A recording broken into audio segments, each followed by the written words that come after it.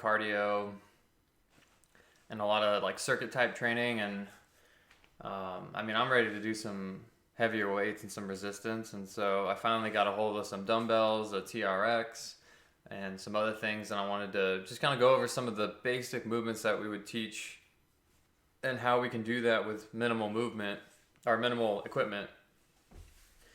So today we'll cover, pressing variations, some rowing variations, going through squat and split squat, again, like we did on Monday, but how we can also add some weight to it, because that can be a really helpful way to continue to progress your strength. Some days we're going to be focusing more on, volume and getting our heart rate up.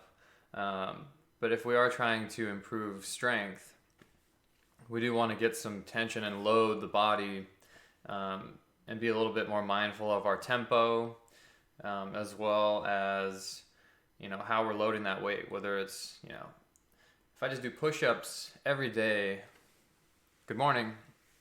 If I'm doing push-ups of the same activities every day, I do have more of a risk of overuse on some of those tissues and the way that we're loading them. So part of the motivation today is to give you some different stimulus, right? And try and bring back the volume a little bit and go more for like some real strength-based exercises. We're creating a lot of tension and using some weights.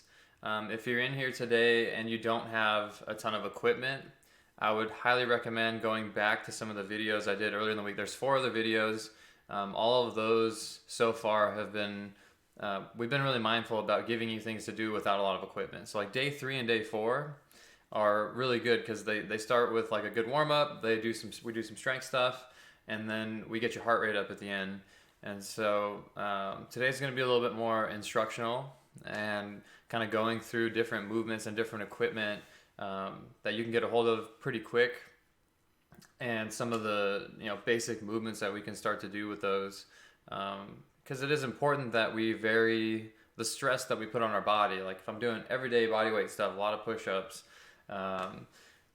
it's good, you can definitely become more fit that way, but we do risk more overuse injuries and loading the same tissues the same way over and over again. It's hard not to do a lot of those push-up positions when we're doing body weight exercise, right? It's just a nice position to work from. What's up, Andy?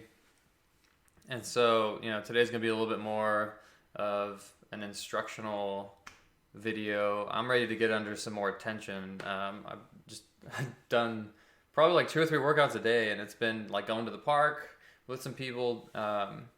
Everything we have is pretty lightweight and a lot of volume. So I think today I'm ready to finally get under a little bit of weight, kind of bring the rep count down, get under some tension so I can really focus on maintaining the strength that I've built. Matoli. And, it's important even in these times when we're kind of locked up that, body weight exercise is great. Keeping a heart rate up, great. But there does come a point where at least once a week I want to try and get under some weight or some tension and like slowing the tempo down. And so today is going to be a little bit different. If you are looking for a workout where you're going to get your heart rate up and you're going to be doing a lot of different stuff, then I recommend going back to day 3 or 4. We did a good warm up. We did a good strength training circuit, and then we went into getting the heart rate up. Today's going to be a little bit more instructional. We will do the movements and get under some tension, but you're going to need some equipment. Today you're going to need a dumbbell or dumbbells or a kettlebell, a TRX. Ideally, some people also have like a pull-up bar. I'm not able to bring it over to this door because it has like a screen on the other side. But I'm going to be giving you some different variations to think about so that, you're not getting these repetitive overuse injuries doing the same type of movements all the time, especially when it comes to like body weight. And if anything, if you're here to watch, we're going to cover all the basic movements with lots of instructions. So the squat, the split squat, some rowing variations, and we're going to talk about how to mix it up a little bit today. So we'll just get started in the warm-up. So with these main movements where we're trying to load the axial skeleton and like get more weight you know, in like a goblet squat, or even if you do get back into the gym, there's some principles about being able to control your spine that are really important. So that's where we're going to start today. All you really need is probably like a couch. And if you don't have a couch, we'll find another way to modify that. So let's get going.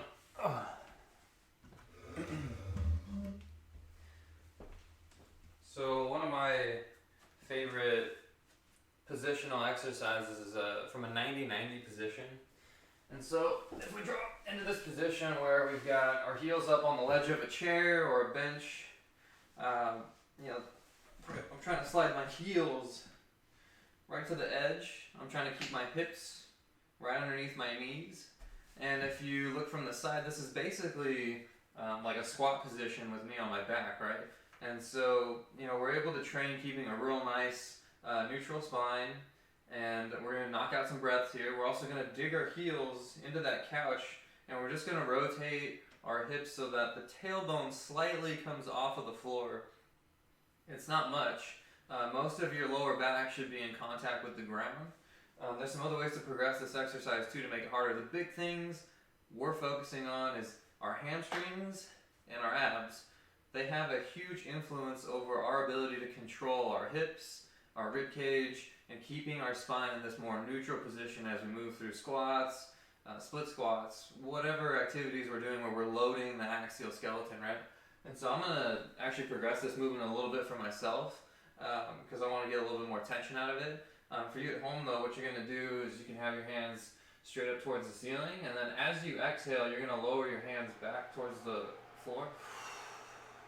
Big exhale. Again, I'm trying to keep tension in the hamstrings. I'm going to do that by rolling my tailbone. I'm just going to keep this tension the whole time as I go through. Exhale, reach, back, coming through. I'm going to add a little bit of weight.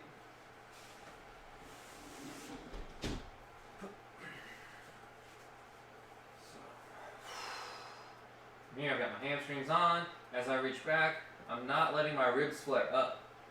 I don't need to go back all the way to feel a good amount of tension and get a good workout here.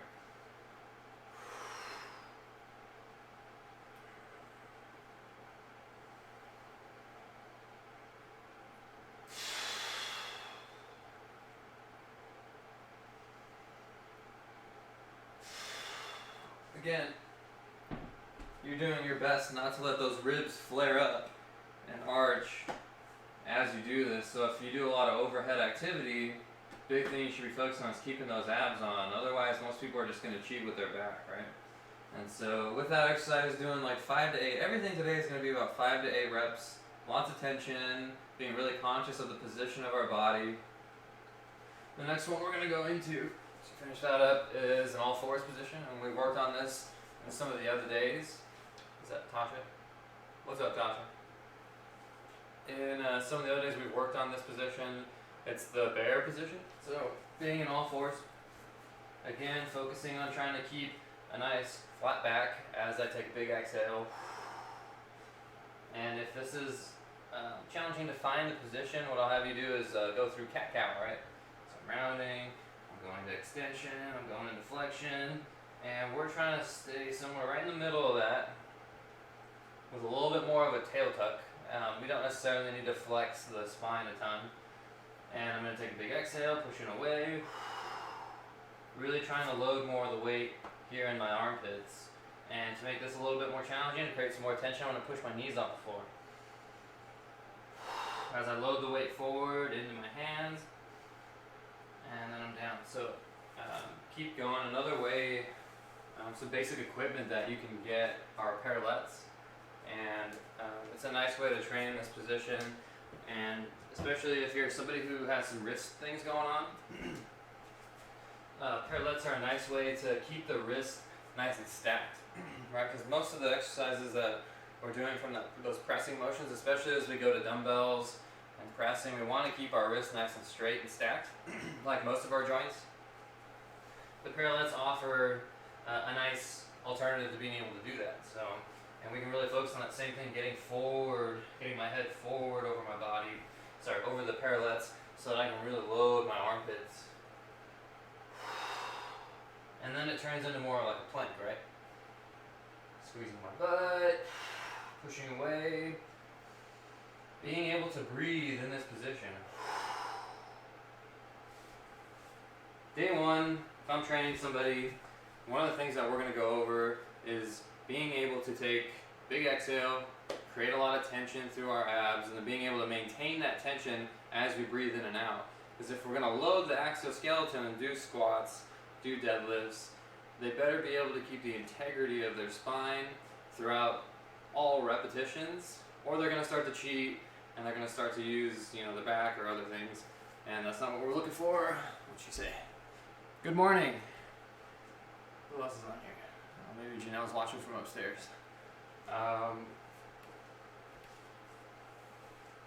Knock out a couple more breaths here. So like I said, you can do this from that all fours position. You can go to like a tall plank position, like at the top of a push-up. Let's knock out 5 more breaths here. Pushing away, keeping our weight forward. And then another tool that's pretty cheap, if you can't get a hold of some parallettes, is just like some push-up, it's like perfect push-up thing. That also helps if you've got some wrist things going on, to help you keep that wrist nice and stacked through all these pressing type movements and some of these planking and tall plank exercises.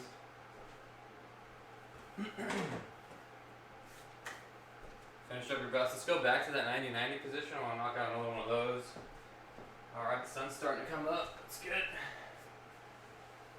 So again, if you don't feel your hamstrings much here, that'd be pretty normal at first. Go ahead and try and go through some like incline bridges. So from here, I've got my tail rotated a little bit. I'm going to lead with the tailbone as I bridge myself off the couch or off the floor. Rotating my tailbone. I don't even have to come up all the way. The goal is just really to feel that backside as fast as possible.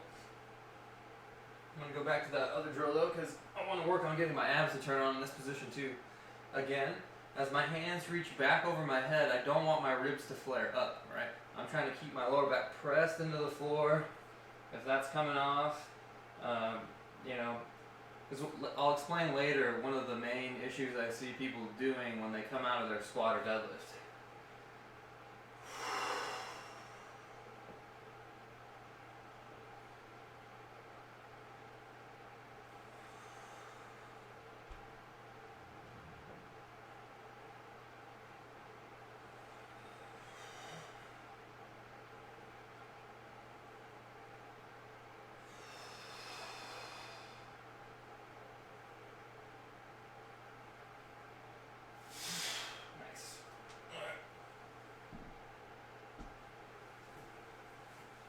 Back to that all fours position one more time. Again, if you have the ability to do something with like the parallettes or the push-ups, basically just holding a tall plank and really working through getting exhalated, feeling that core. If you can't, let's go to that bear position where we're on our knees, right? This is going to make it a little bit easier as we kind of press ourselves off, and it doesn't have to be for very long, right? Especially if I'm not that strong, I'm just going to press for a second, loading forward.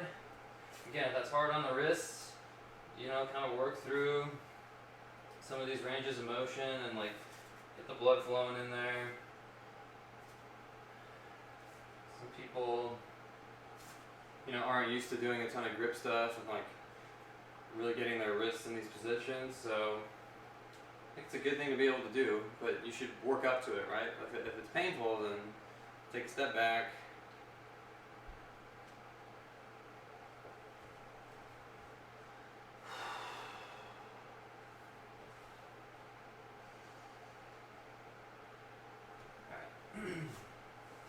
Okay, one more drill here, just for breathing and keeping good position. We've done this for most days too, some sort of dead bug or hollow hold. Today we're just going to do a quick hollow hold. Again, keeping our lower back flat on the mat is our main priority. And then from here, I'm just going to go to the point where I start to feel that my back might come off the ground. I'm bringing my hands away from each other, and then from here, I'm going to take some breath. I'm already shaking and I haven't even gone that far, right?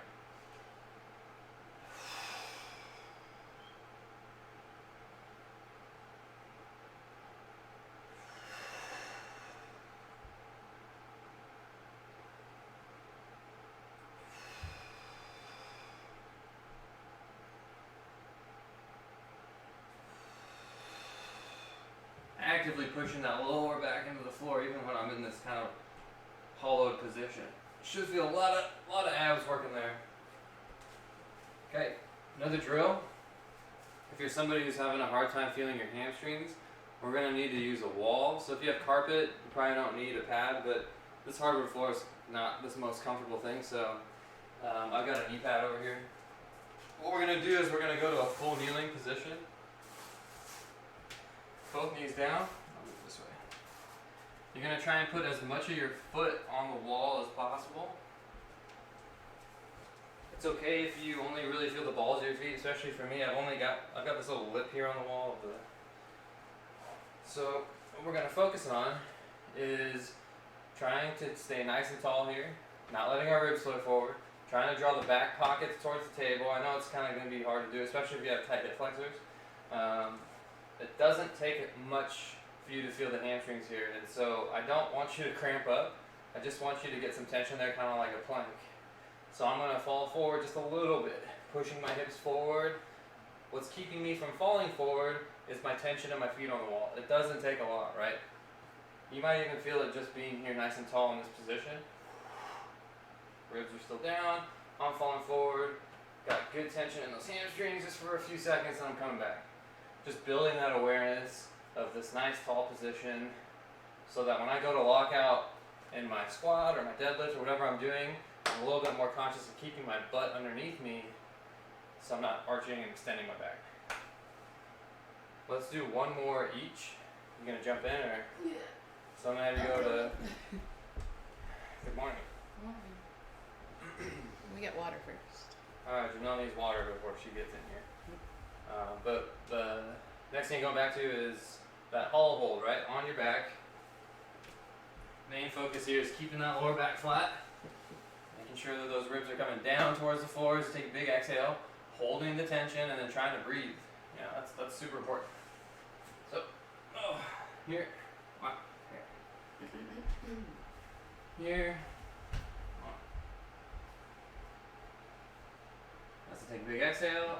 I'm gonna let my hands and feet fall away from each other, not letting my rib cage flare up towards the ceiling. Like I want my ribs down towards the floor as much as possible the entire time.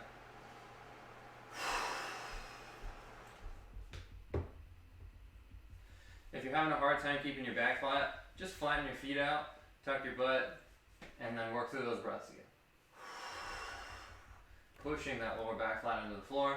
That is the main focus, and the main thing we're trying to get out of this is a nice flat lower back. And so, I guess this brings us to a conversation about what is neutral spine. I mean, there's so many different ways that people teach what neutral spine means. Just from my experience and from some of the education that I've done, we teach keeping that lower back in more of a flat position. And so far I haven't had anyone complain about back pain or being in too much of a flex position. Some people would call that like too much flexion. But the argument on the side of what I've learned is that if I flatten my back out into the floor or into the wall, there's still tissue and muscle between my bones and the floor or whatever space is here. And my spine is still a little bit lordotic, even with a flat back in the wall or the floor. And so I've taught that for years, and I've had a lot of success with it. People who have back pain tend to be able to manage their back pain a little bit better doing the basic exercises. And I haven't had anybody hurt their lower back, really. Like I have people that lift lots of weight, over 300 pounds, and being mindful of this position and teaching this position, no one's hurt their back. So, not that we're not going to use our back muscles in some of these exercises and, have a strain every once in a while. Like, it happens. If you're deadlifting heavy things, like every once in a while, you're going to have to use your back, and it's okay, but you should know and have some strategies to bring you back to get out of that, right? Like, I do things where, I'll strain my back and do a bunch of deadlifts. I just want to make sure that I'm not just stuck in that pattern all the time. And using some other muscles. And that's why the stuff we're going to talk about today is so important. Creating good habits and being mindful of our position, feeling the right muscles. So back to the hamstring drill. I don't know what this is called.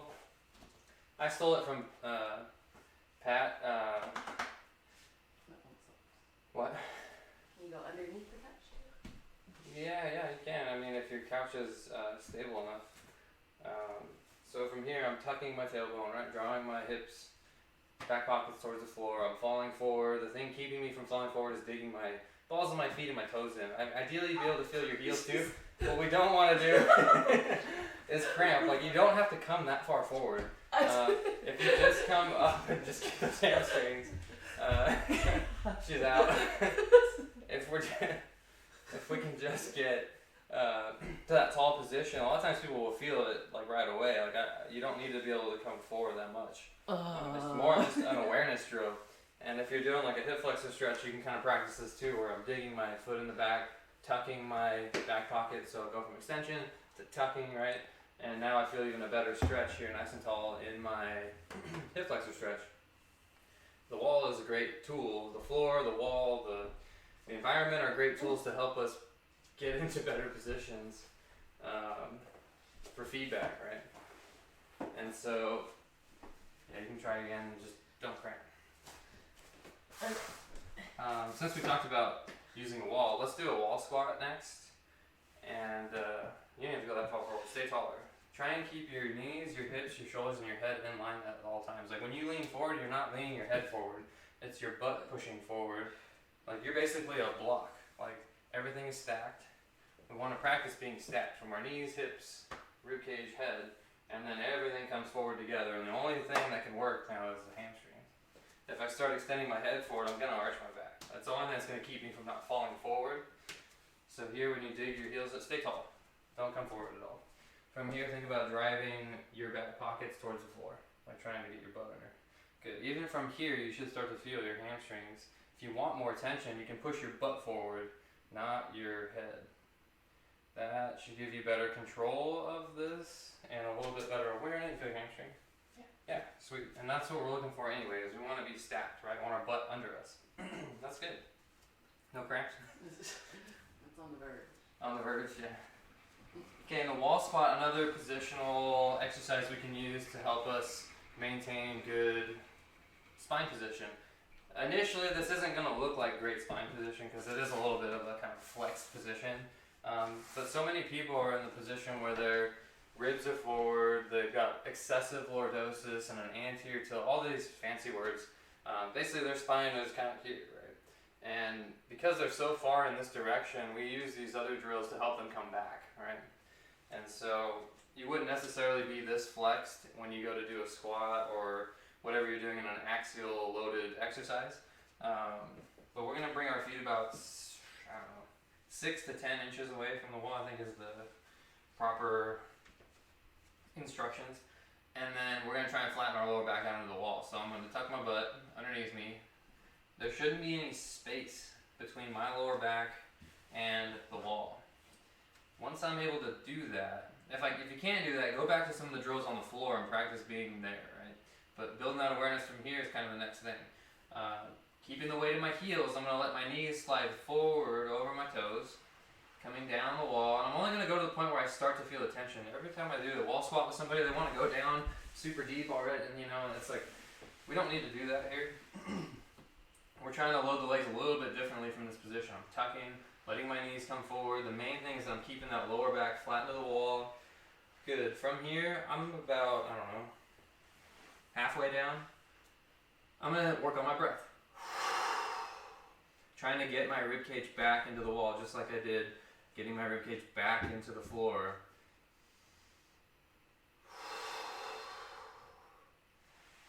This position should be pretty challenging. You'll try for 5 breaths. We're putting the body in a position that it's not used to, and the tissues aren't familiar with loading in this way, right?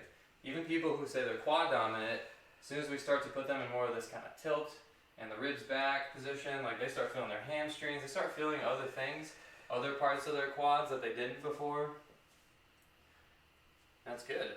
That's good because that's kind of the issue sometimes, right? Is we get stuck in a posture that we use all the time, and that's kind of our strategy for everything. That's why, like athletes, usually the best compensators, they get really good at just adapting to the environment.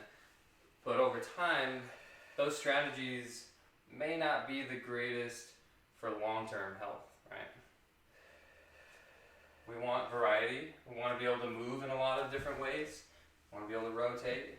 We want to be able to load our body. And that's kind of the purpose of today. Is we've done a lot of body weight stuff throughout the whole week. We want to really focus on stressing our tissues in different ways. And that's one thing I've really come to appreciate training with Dan. He's got a lot of variety in the programming. I've stayed very healthy doing that and lifting heavy weight, and yeah, we can still take those principles to other things. Let's see who else is on here. Idea. What's up, Dan? Giving you shout outs. They're just laughing at my hamstring. Yeah, he's laughing at Janelle's hamstring. Alright, so I'm feeling pretty warmed up. Let's get into our first movements. Like I said, we're going to try and focus on more tension and keeping it pretty simple. So let's do a pressing variation. If you don't have bells or dumbbells, let's focus on going back to that push-up position and working through whether you're on your knees, on your full push-up, and then if you have dumbbells, we're going to do a floor press today. I finally got some. But real quick, I'll run down the instructions on push-up. So we're either going to go on our knees, keeping our back nice and straight, right, just like we did, and everything else that we did in our warm-ups. Coming down nice and slow. We're going to work on 5 seconds on the way down, then up. 5 seconds on the way down, up. If you're strong enough to do that from full push-up position, go ahead and do that. Now I'm going to work on a floor press. Same tempo, we're shooting for 5 to 8 reps. Thanks. 5 to 8 reps, we're shooting for 5 seconds on the way down. And then I'm going to come up fast. Got my feet flat, got my lower back flat. 5, 4, 3, 2, 1. 5, 4, 3, 2, 1. Okay, one thing we didn't talk about with the dumbbells. In our pressing, most people are probably going to feel just fine going to about 45-degree angle away from the body. Don't want to necessarily be pressing from here all the time. It is good to kind of mix up your grip. Like I said, just stressing different tissues if you're on like a barbell. But with the dumbbells, about 45 degrees should be pretty safe for most people. You can play around with going a little bit more narrow or a little bit wider if that feels better for you. Again, 5 to 8 reps. Pick a weight that challenges you.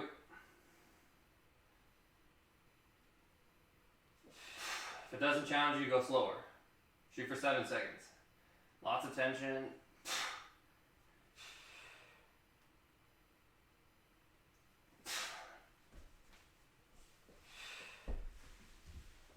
Okay. The next movement we're going to work on is a goblet squat. And so, depending on what I'm doing with clients that day and what the focus is, I might not make it so instructional and I'm just going to help them load the kettlebell or dumbbell. But for today, let's focus on if we're going to load a kettlebell or a dumbbell from the floor, we got to learn how to clean it, right? And so, it's one of the first, I'm going to use the max, I think that's a good idea. One of the first skills I want to do to keep my clients from hurting themselves is teach them how to clean the dumbbell. So, have them bring the dumbbell over. So as we go to reach down, the bell is going to go right in between my legs and as close to my center of gravity as possible. I need it to be a little bit in front of me just because when I pull it up, I don't want it to hit me. I want to try and get it from the floor to this position where I have it loaded with the least amount of movement, right? So as I come down, it's kind of like the sumo squat style that we did yesterday. I'm still pretty upright. I'm coming down. I'm going to keep the weight of my heels, pushing my butt back. I'm going to come to the bell. Back is nice and flat. When I come to bring the bell up, I'm not even going to pull it up yet. I'm just going to do a couple deadlifts with it. From here and from here. Good. We want to use the legs first when we go to do any type of explosive movement with bringing weight from the ground up. It's really easy to cheat that and just try to pull everything with our upper body. And so the next thing is, it takes a little bit of skill, is once I decide to pull and use my upper body to high pull the weight up, I'm going to need to transition my hands underneath the bell, and that needs to happen pretty quickly. Otherwise it's going to be kind of awkward to try and get the bell. So I'll do a couple here just to show you, but again, we're using the legs first, and then I'm going to use the pull, and then I'm transitioning my hands underneath that bell. So from here, transitioning underneath the bell once I've pulled it as high as I can, right?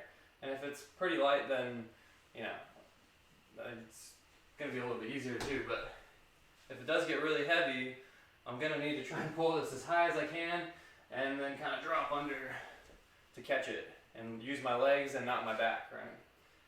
Cool, so from here, now that we've got to the goblet squat position, we're going to squat.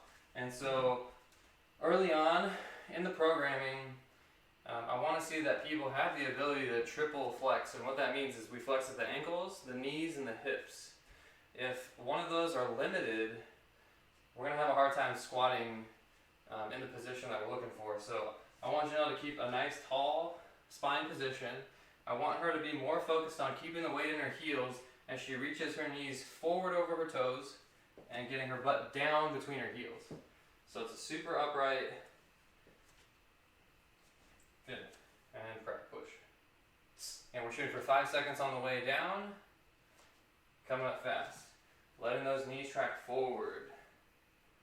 So this is a big reason why Olympic lifters wear that little heel lift, is it allows them to stay in this more upright position to get more of a vertical pull, so that they can go the path of least resistance when they're pulling weight off the ground, right?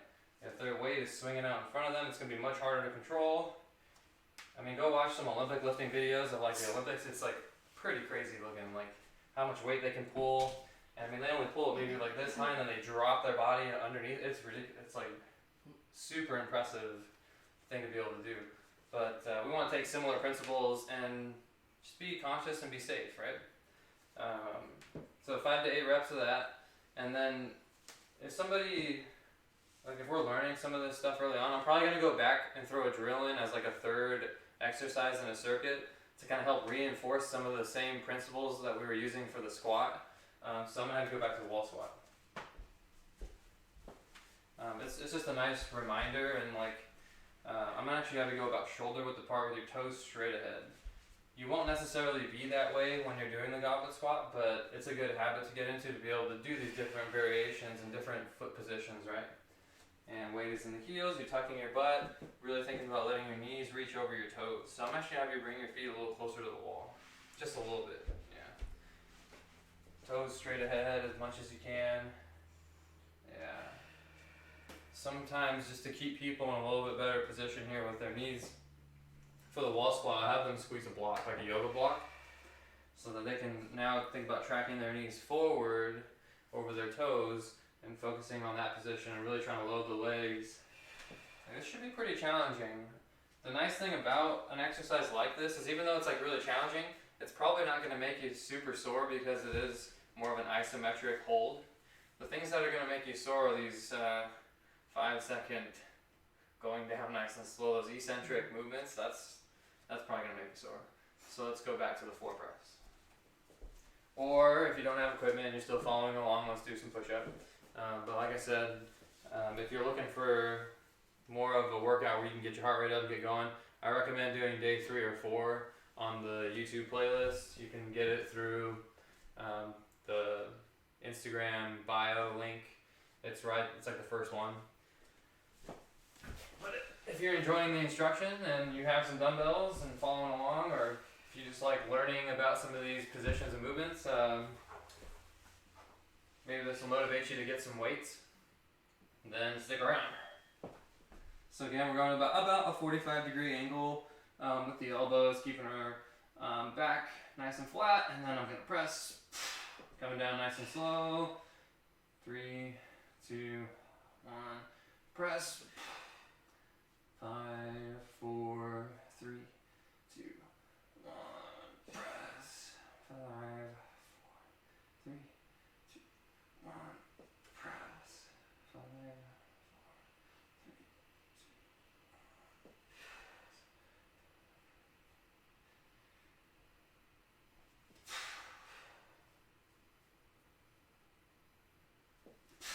So one thing you might notice is that when I'm coming down, I'm going really slow, and then I pause at the bottom, and then I'm trying to be really fast on the way up.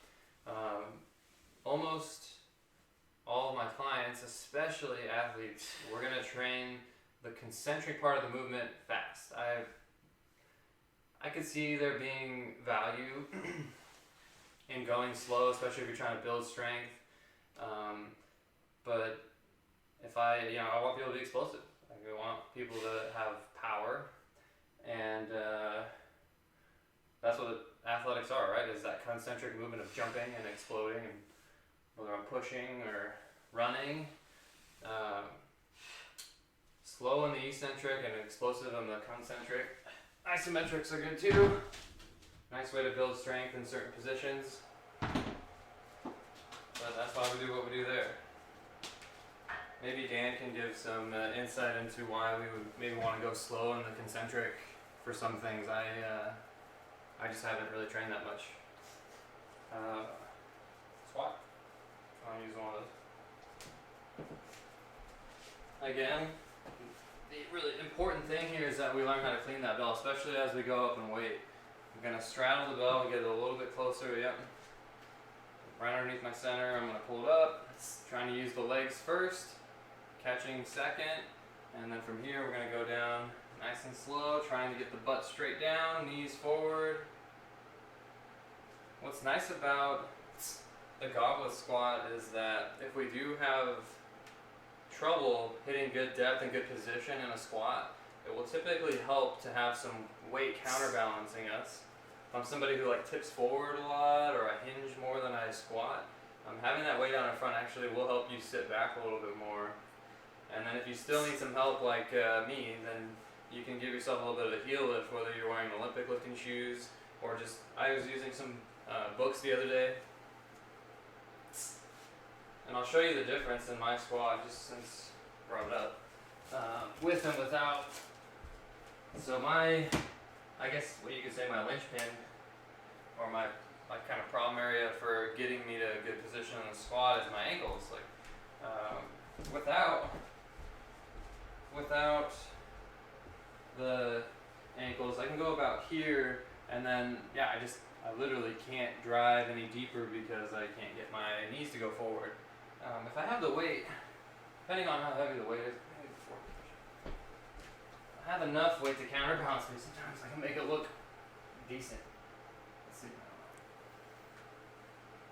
But again, my knees aren't really going forward, right? I'm pretty upright, but I'm mostly in my hips. So if I can just give myself a little bit of heel lift and kind of counter that, even here you can see how much further my knees go forward, right? So here, now I can come straight down in position and really feel like I'm doing this in a safe way, where I'm not just feeling my back. So yeah, that feels pretty good. And I feel like I'm really maximizing using my legs through the movement. One more time in that wall squat. Again here, just shoulder width, toes straight ahead. Trying to reach my knees forward, over my toes. Really working on that position of getting the knees to reach forward, especially if we do have tight ankles or we don't have the ability to squat. I'll probably make another video. There's some exercises I've been doing. Dan started me off with doing a lot of actually strengthening around my ankles to help them improve the mobility, and I think that's made a huge difference. And then I've kind of started doing some other drills where I'm working through a lot of actually plantar flexion and end range strength there, so that I have a little bit more, room to go as far as dorsiflexion. Yep, back to the floor press.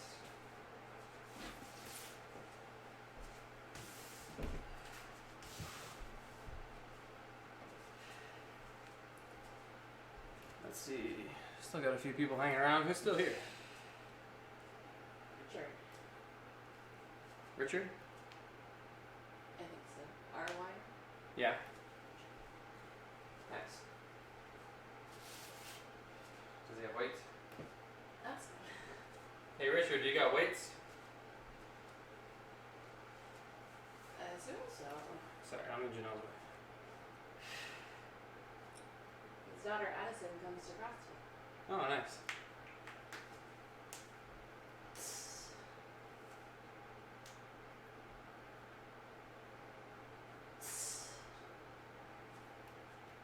No response. He might be gone.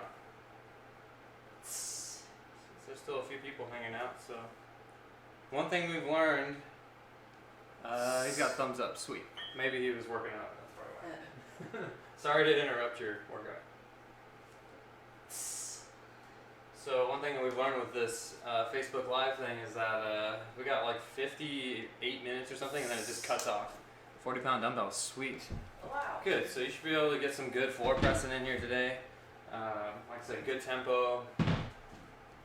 And then as we go to like more of the rowing variations, you can use those dumbbells instead if you don't have a TRX. Maybe you do, I don't know.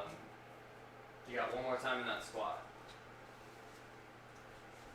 Again, it's important that we, so Janelle's going to squat at 40 with you. It's important that we use those legs first as we bring the bell up, clean it, boom, good.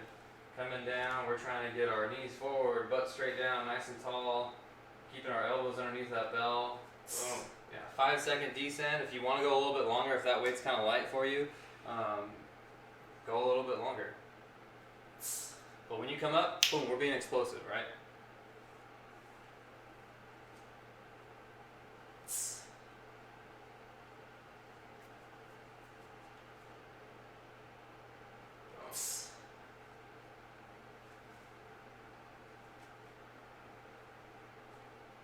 Five to 8 reps. Right? Should feel like you're working at about 7 or 8 out of 10 on your rate of perceived exertion. Last wall squat, and then we're going to get into our next circuit here.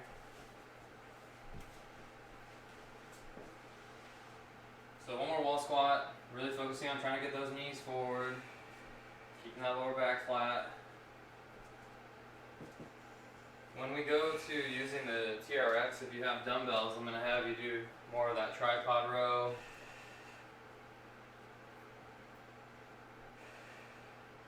And there's a couple of variations of the tripod row that you can do.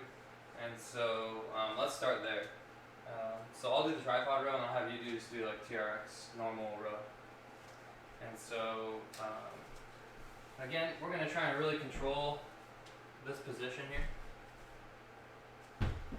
We can either go one knee and one hand on the couch as we pivot out and row. If you want to make it a little bit more challenging, we're going to go both feet on the ground, more of a true tripod here, one hand on the couch, bringing our weight forward. And we're going to make this more of like a push-pull, like I'm pushing through the couch as I pull with this dumbbell, right? So here, I'm on the balls of my feet a little bit to help me stay forward. And I'm really thinking about pushing, pull, squeeze. Coming down in control. It's like maybe a 1-second pause at the top. Coming down in control, nice and slow. Lots of tension.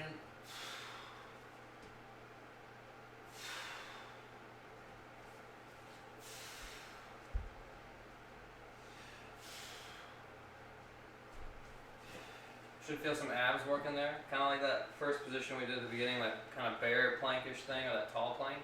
Similar tension through the abs, through the rib cage of pushing away.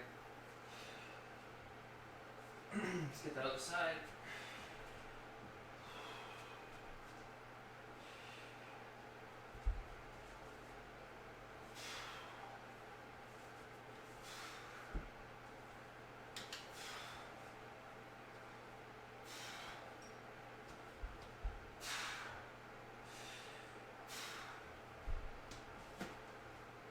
I don't know if you were here at the beginning, but we talked about big motivation for today was being able to get some different variations and stressing our tissues a little bit differently with tempo, with a little bit more weight, because we've been doing a ton of body weight stuff, a lot of circuit type training. It is good to get into some tension and like get back to some strength. And so getting a pull-up bar. Somebody else in here. What's up, Diana? Zach? No TRX. Okay, cool. So you're just working on that tripod row then. Next, are you done? Okay. Next thing we're going to work on is a 90-90 split squat. And so I'm going to end up loading this eventually, but just for instructional reasons, we'll start here.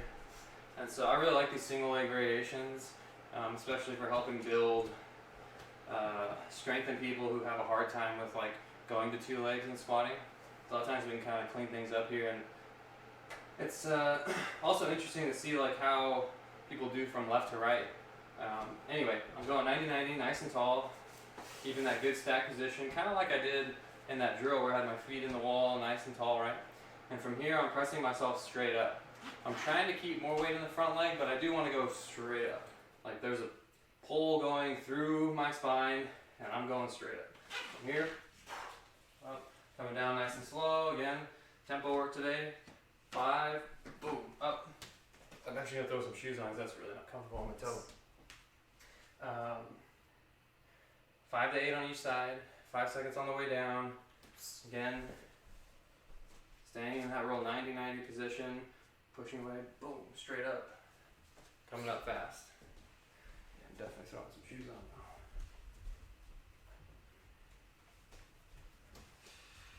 now. And in this 90-90 one, 90-90 split squat, there's all kinds of different 90-90s that I talk about, which is confusing for some people, but this is one where you're actually going to want to kind of dig your toe into the, you can see how Janelle's doing it with some assistance, digging that toe in, so you're really able to push off and suction yourself to the floor.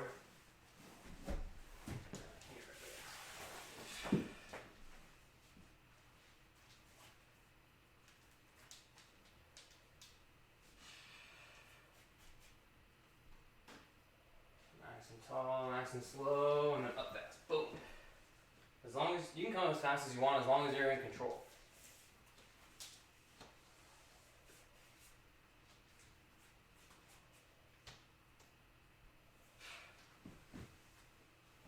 Oh, we're on time here. Making good time.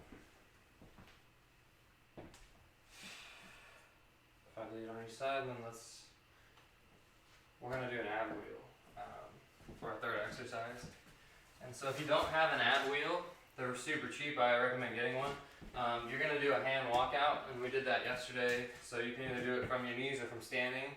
Where you come here, you're going to come forward, walk the hands out as far as you possibly can without losing your lower back to the floor, and then you're going to come up just to the point where you get a stretch. Try and stay under tension throughout the whole thing, right? And so you're going to work on 5 to 8 of those. If you have an ab wheel, we're going to be able to crank out more reps probably. We're going to shoot more for like 10. So, here, that ab wheel, out. Squeeze my butt, squeeze my abs.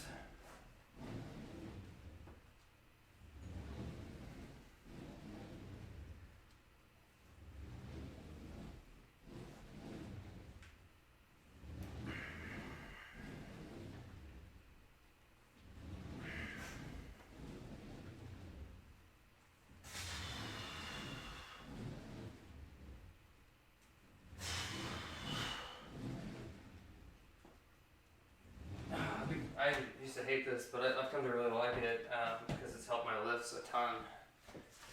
Oh.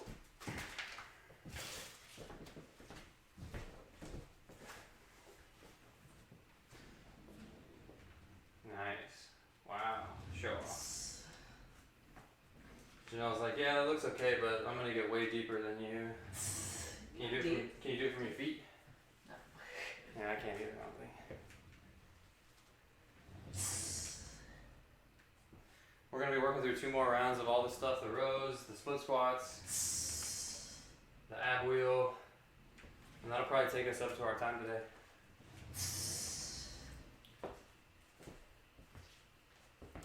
And I apologize if the video just cuts off like it did the last couple days. Thank you for being here, and we appreciate it. It's been a lot of fun doing these, so. Okay, back to the row. I'll do the TRX this time. You're working on the tripod row. You and Richard got the 40s.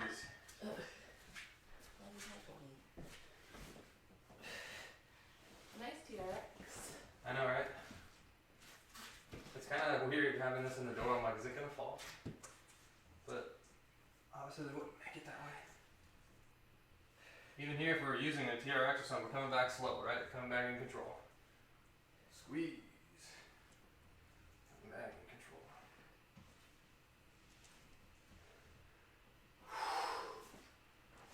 Let's shoot for 8 of these. No matter what you're doing, 8 should be good. We want to do some more pulling. It's much easier to get, pushing type exercises with this bodyweight stuff.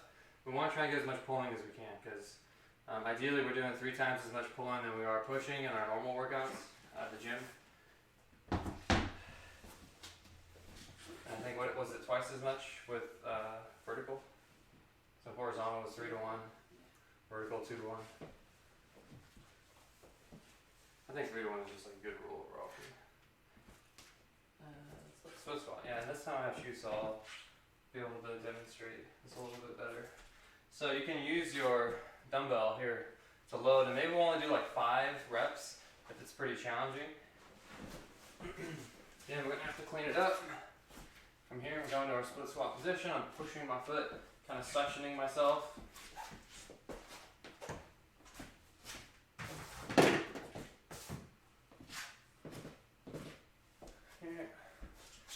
As I come down, this knee should be coming down right underneath me, right? So I should end up in that 90 position. Sometimes I see people really off balancing themselves. If it helps to just start in this half kneeling position and go, then we'll do that. 5, 4, 3, 2, 1. 5, 4, 3, 2, 1.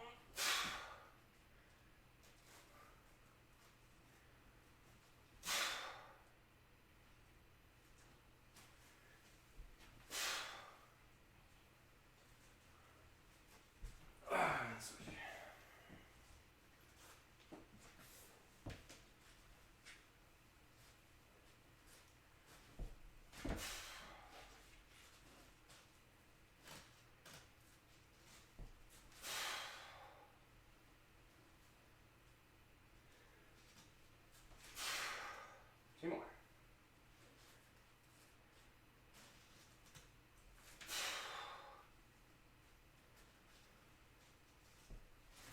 All right. Okay. Back to that ab wheel.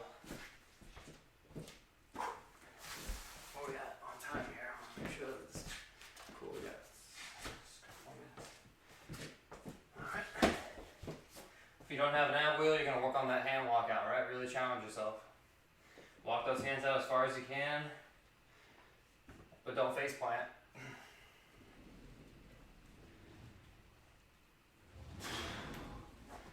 Actually, the guy who I got this from, I bought the 40-pound dumbbell yesterday, and he was like, I was like, hey, how much for that ab wheel? He's like, oh, you could just have it. I was like, cool. It's not the best thing, but I mean, it's good enough. It's getting the job done. I really want a Rogue one though. Those Rogue ones look sweet. They're like $70, $80, but they're a little bit bigger. But they have like really good tread. There's a guy selling one for $50 on. Oh, Kopsa's here. What's up, Kopsa? And Zach and Diana.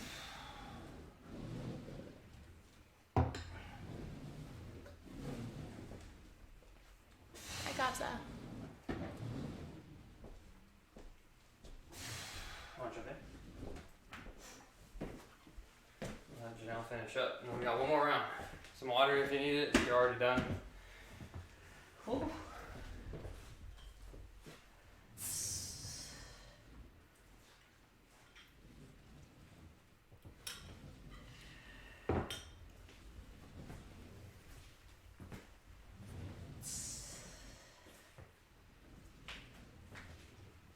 Sunshine is coming out.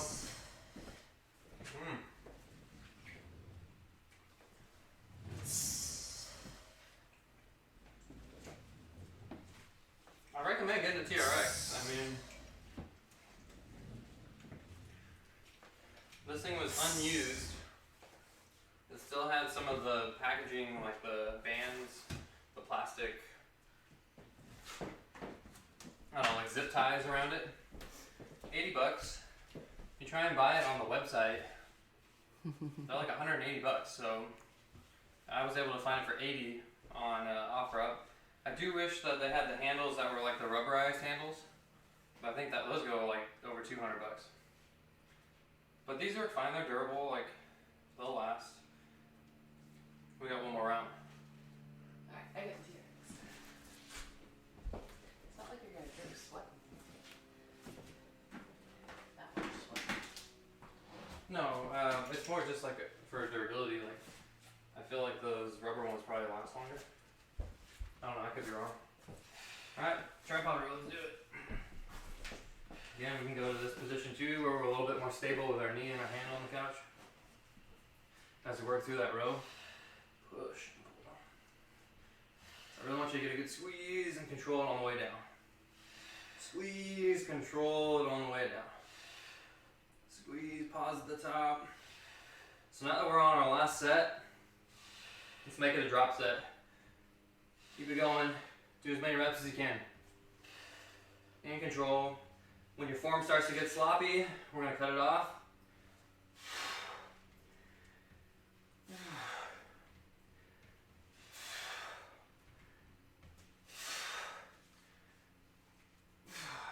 Alright, how's that?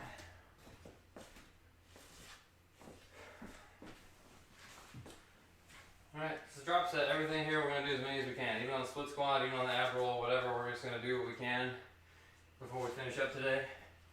Just make sure that you're not overstraining yourself or doing something weird.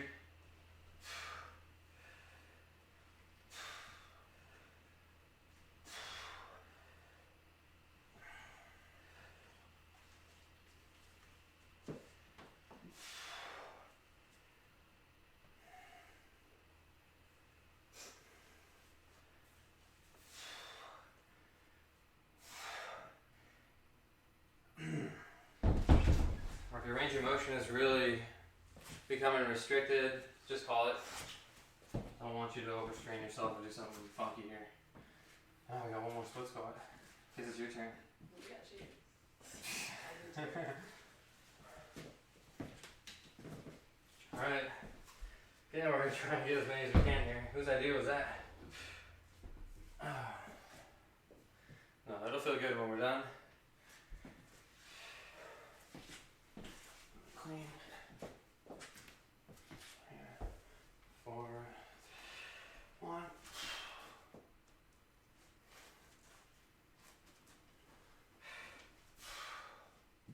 Once you get done with the 5 reps here, nice and slow, finish out your other reps just normal pace. So we're going here, I think this is my 5th. And now we're just doing it at normal pace.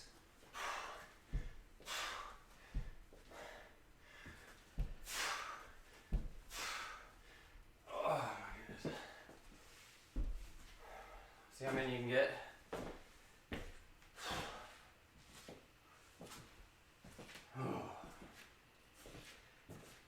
It's got a lot harder than I was planning it to be.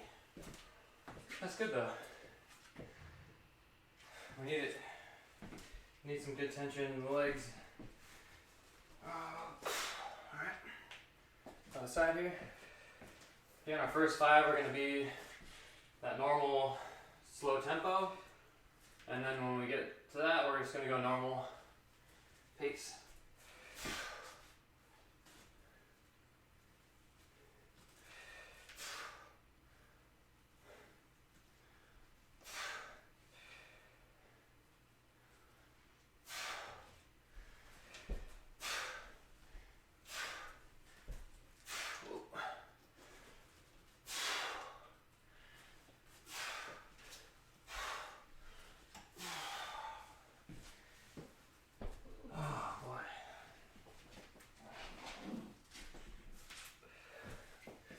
I don't think I'm used to working out even though I've been doing it all week.